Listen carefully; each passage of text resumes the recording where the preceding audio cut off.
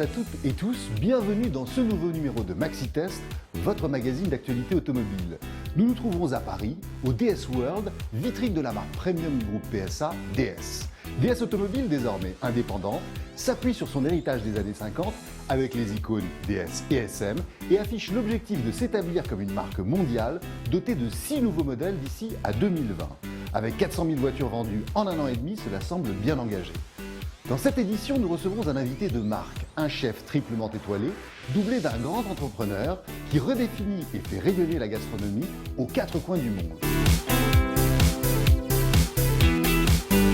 Yannick, bonjour. Ça va David? Très bien. Okay. Écoute, merci. Ravi. On est très fiers de t'avoir avec nous dans cette édition de Maxi Test. Alors on va parler voiture, mais pas que. Juste avant ça, on découvre ensemble le sommaire en images. Dans cet inédit numéro de Maxi Test, nous prendrons le volant de la chic Fiat 500X Cross Plus. Ensuite, nous essaierons le nouveau Toyota RAV4 dans sa version hybride, sans oublier l'Audi A4, la star des berlines premium, et enfin la nouvelle génération de Lexus RX 450h. Alors comment tu as commencé dans la voiture? Quel était ton premier véhicule?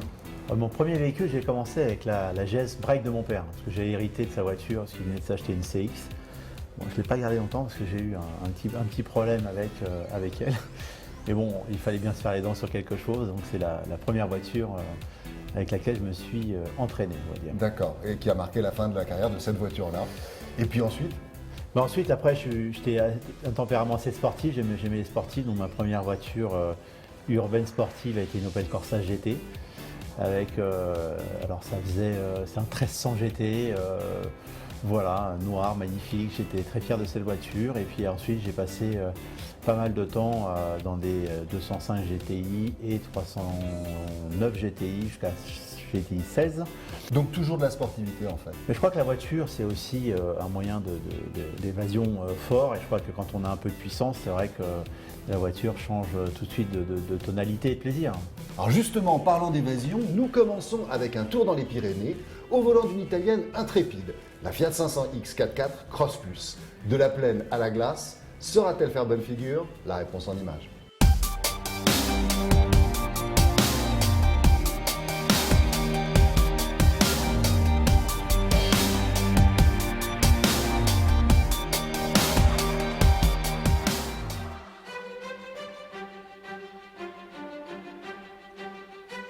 La Fiat 500X surfe sur le succès de sa petite sœur pour s'imposer sur le marché des compacts. Et si on a tendance à cantonner trop injustement l'italienne à la ville, elle tient à prouver qu'elle sait aussi faire la belle loin des trottoirs.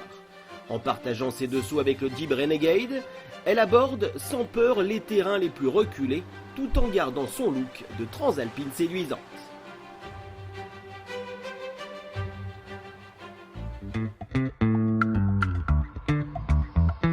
Qu'on se le dise, cet hiver, la plus chic des compacts italiennes, la 500X, se chausse des bottes adéquates pour rester classe jusqu'au pied des pistes.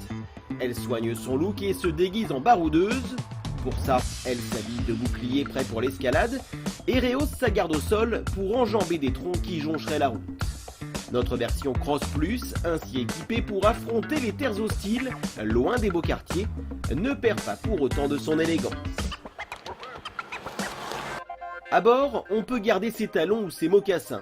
Son intérieur ne bouge pas d'un pouce, avec une console au design original, typique de la gamme 500. On se sent plutôt bien assis dans ses jolis sièges, exactement comme dans le modèle classique.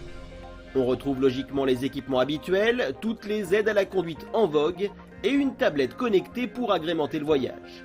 Le fruit du partenariat avec Jeep se traduit par une molette près du levier de vitesse avec 3 modes, pour tirer la quintessence de sa transmission intégrale.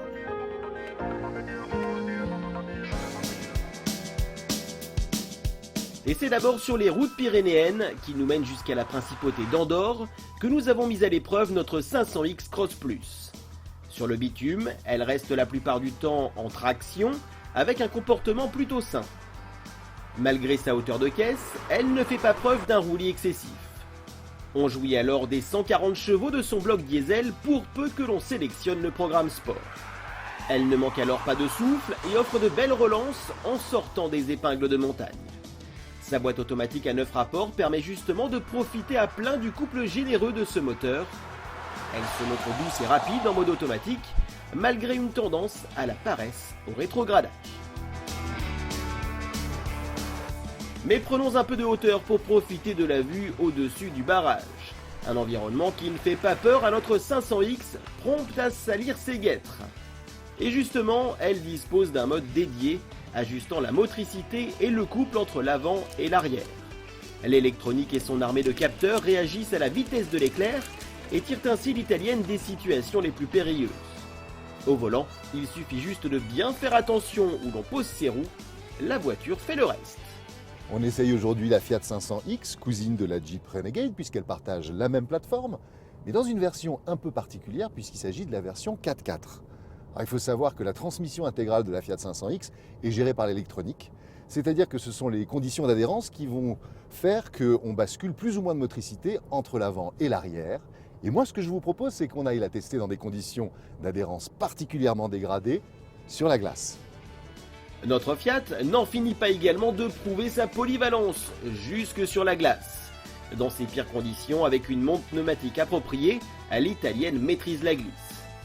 Là où beaucoup de compacts trembleraient à la première plaque de verglas, la 500X Cross Plus n'a pas peur d'affronter le danger. Sa transmission intégrale perfectionnée, bien aidée par une astucieuse fée électronique fait merveille. Elle gère les dérobades et complète ainsi une tenue de route sans trop de surprises sur ce sol très défavorable.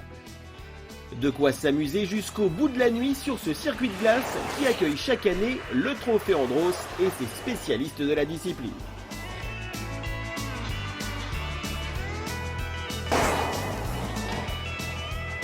Après ce baptême sur circuit de glace, on peut dire que la Fiat 500X en version 4x4 est une voiture extrêmement fiable. Et puis c'est aussi important de noter que malgré le fait que l'ESP ne soit pas totalement déconnectable, on a pris beaucoup de plaisir au travers de cet exercice. On a pu faire de belles dérives du train arrière, ce qui n'était pas franchement évident pour ce type de véhicule. Au final, la 500X Cross Plus, c'est finalement l'une des plus polyvalentes compactes du marché, capable d'affronter toutes les saisons et la plupart des terrains. Cependant, elle refroidit un peu par son prix puisqu'à 30 590 € hors option, à l'exception du Fremont, il s'agit de la plus chère des Fiat.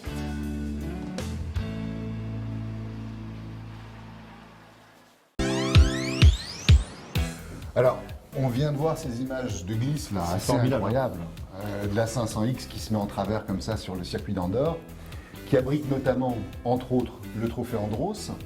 Est-ce que tu as déjà conduit sur glace ?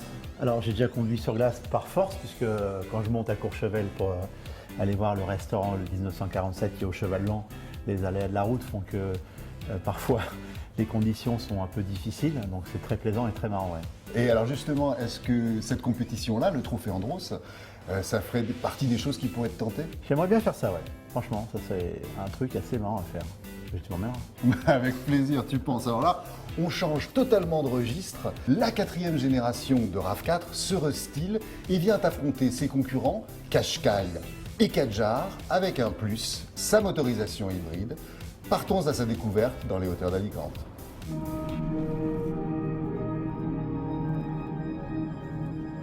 Il y a 20 ans, Toyota lançait l'un de ses best-sellers, le RAV4. Il doit maintenant se battre face à des modèles bien installés comme le Nissan Qashqai ou encore le Renault Kadjar. Et c'est dans ce contexte de concurrence féroce qu'il restyle la 4e génération de son crossover star en lui ajoutant une touche maison, sa fameuse motorisation full hybride. Le soleil se lève donc sur le Toyota RAV4 et le dévoile sous un nouveau jour. Le populaire crossover japonais se refait une beauté et nous montre un visage rafraîchi. Pour autant, ses traits plus modernes s'accordent avec le reste de la gamme. En témoignent ses phares effilés, reliés par un bandeau noir, au cœur duquel rayonne le logo bleuté. Rien à signaler de profil et pas grand chose à l'arrière. Les évolutions se sont limitées à des feux full LED, plus dans l'air du temps. Pour résister dans les eaux tumultueuses de ce marché très concurrentiel, il fallait aussi que le RAV4 exhibe un habitacle plus valorisant et des équipements à jour. Pour rehausser la qualité perçue, un habillage en cuir court le long de la planche de bord. Pour le reste, la présentation reste simple et la finition quelconque, avec des plastiques qu'on aimerait plus valorisants. En revanche, le RAV4 fait le plein de gadgets. Les aides à la conduite que l'on attend sur ce segment sont bien présentes. Freinage automatique, maintien de fil, régulateur adaptatif, rien ne manque. Enfin, pour agrémenter la vie à bord, l'écran multifonction tactile fait son job, mais avec une certaine lenteur.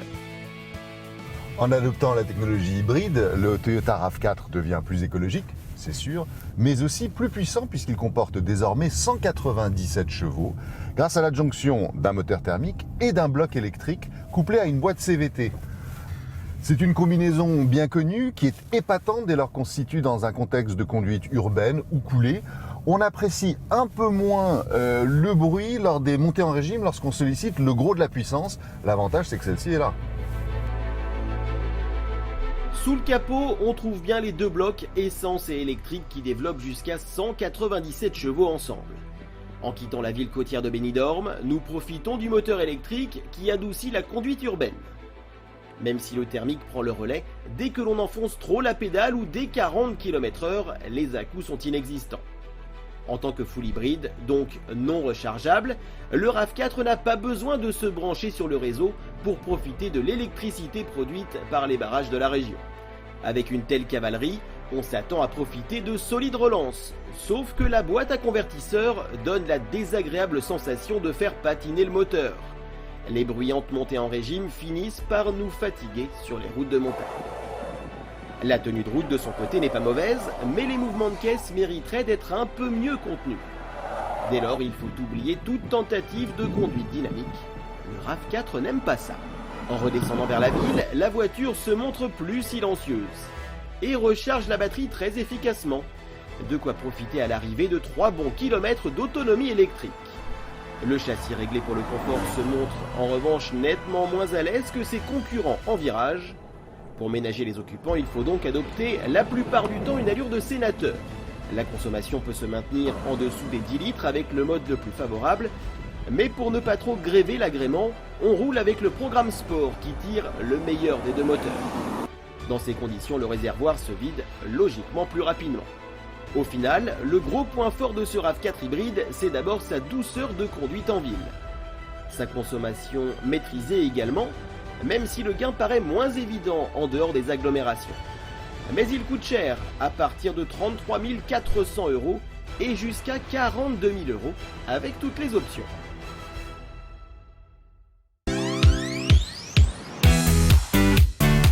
Et on va s'intéresser au berline premium puisque la nouvelle génération d'A4 débarque sur le marché.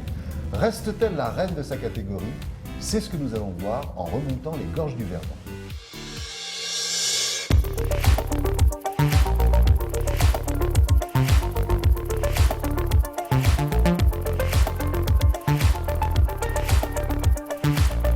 En renouvelant intégralement son A4, Audi offre une nouvelle vie à son best-seller.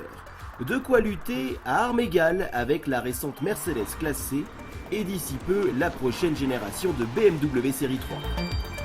Reste à savoir évidemment si les nouveautés proposées par le constructeur allemand sont de nature à satisfaire des clients toujours plus exigeants sur le segment des berlines premium.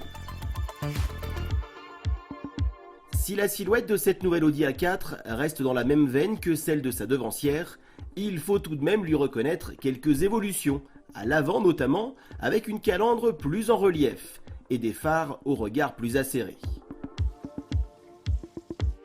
L'arrière change également en douceur, avec un travail essentiellement au niveau des feux. Cela peut paraître peu, mais compte tenu du succès commercial de cette voiture, on comprend aisément que cette prise de risque soit limitée. En réalité, c'est à l'intérieur qu'Audi se permet de faire sa révolution. Tout d'abord, avec un design de planche de bord très épuré, comme l'a initié la nouvelle A3. L'écran plus grand, apparenté à une tablette, n'est pas rétractable, mais il s'avère très lisible. On accède directement aux commandes de climatisation et pour le reste on manipule les boutons du MMI à proximité du sélecteur de la boîte automatique. Toujours aussi ergonomique notamment avec l'écriture tactile. La qualité de finition, une fois de plus, se montre exemplaire et d'un niveau bien supérieur à celle de la concurrence. Et ce, jusque dans le détail, par exemple dans la manipulation des molettes, qui donne le sentiment d'effleurer un bijou de technologie. Le Virtual Cockpit, qui se passe des compteurs à aiguilles, transforme quant à lui chaque sortie en une expérience, facilitant la vie derrière le volant.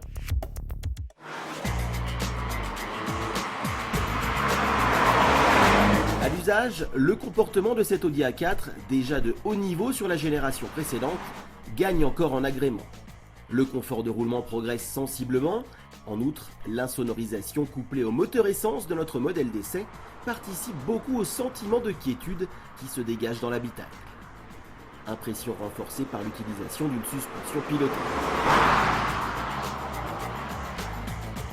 Le dynamisme ne se voit aucunement sacrifié pour le plus grand plaisir du commercial pressé. Enfin, l'allemande s'inscrit en virage avec précision, certes de manière moins incisive que ses concurrents de propulsion, mais elle garde clairement son cap avec un équilibre rassurant.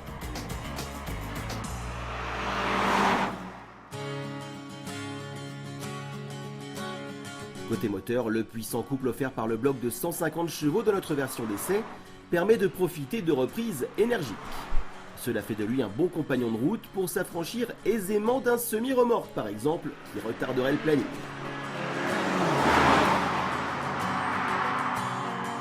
En plus, sa consommation réelle, en dessous de 8 litres, dans le moins favorable des modes de conduite, ne fâchera pas son propriétaire au moment de passer à la pompe. On apprécie également sa transmission S-tronique à double embrayage, qui sait se faire oublier en égrénant tous les rapports en douceur. Et si l'envie vous prend, le mode sport vous offrira des changements de vitesse plus incisifs, idéal pour hausser le rythme.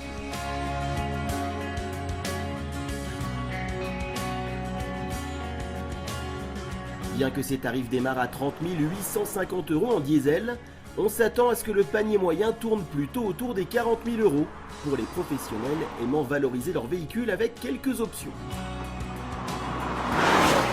Rien de bien surprenant et sûrement pas de quoi mettre un terme à l'incroyable success story de la berlinale.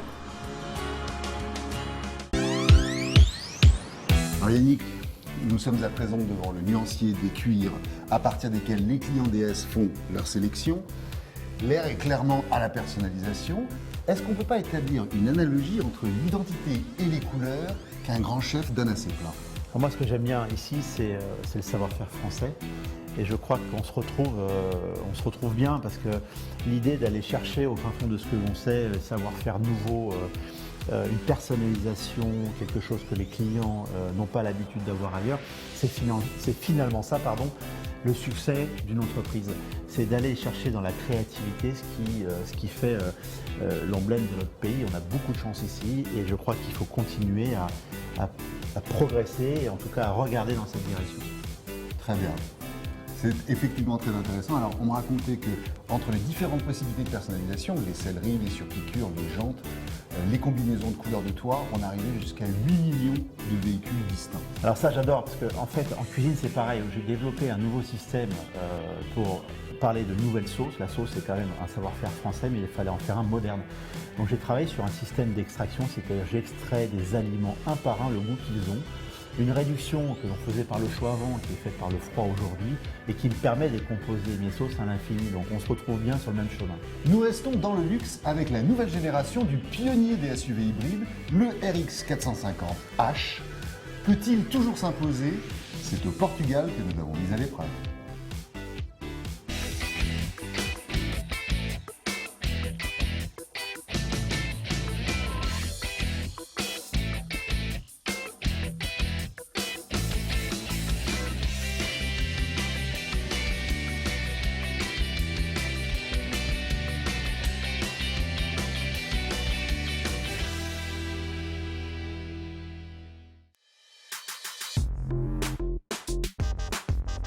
Revoilà le Lexus RX, le pionnier des 4x4 de luxe hybride, est de retour dans une version améliorée.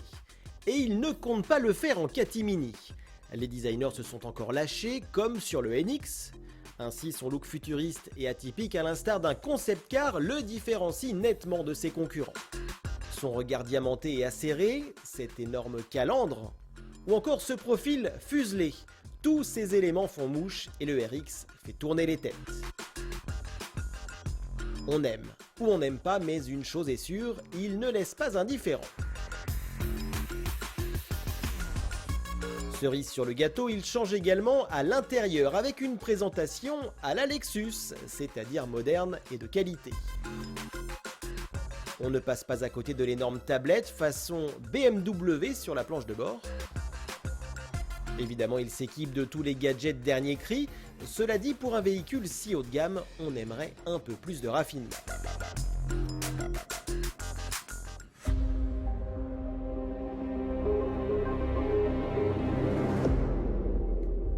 Et comment marche donc cet hybride? Eh bien, tout se fait automatiquement. En ville, il faut avoir le pied léger pour profiter de l'électrique, mais pas longtemps, à peine quelques kilomètres à cause d'une batterie de faible capacité. Comme le RX 450H n'est pas rechargeable, il reste donc assez éloigné de ses concurrents à l'autonomie de 20 à 30 km.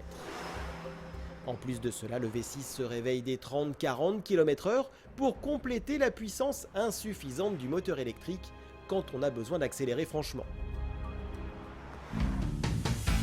Il se laisse conduire néanmoins en douceur et dans un confort assez remarquable grâce à sa suspension pilotée. Son châssis clairement taillé pour la balade convient cependant aussi à une conduite dynamique. Pour les plus pressés, un mode dédié tire d'ailleurs le meilleur des deux blocs pour profiter des 313 chevaux mis à disposition.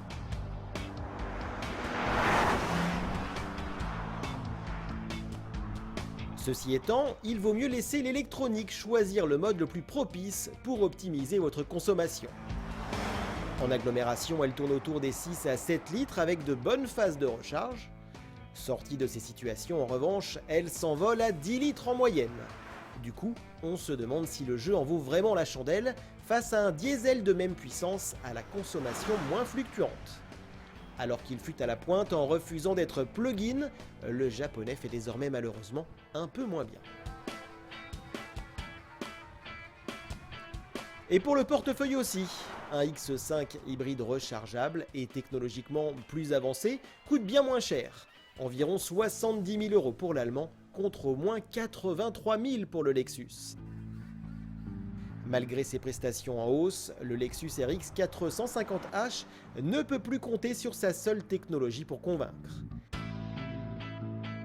Toutefois, il permet à ses propriétaires de s'afficher au volant d'une voiture singulière sans rogner sur les performances et le confort, définitivement son point fort, un confort qui perdure de génération en génération.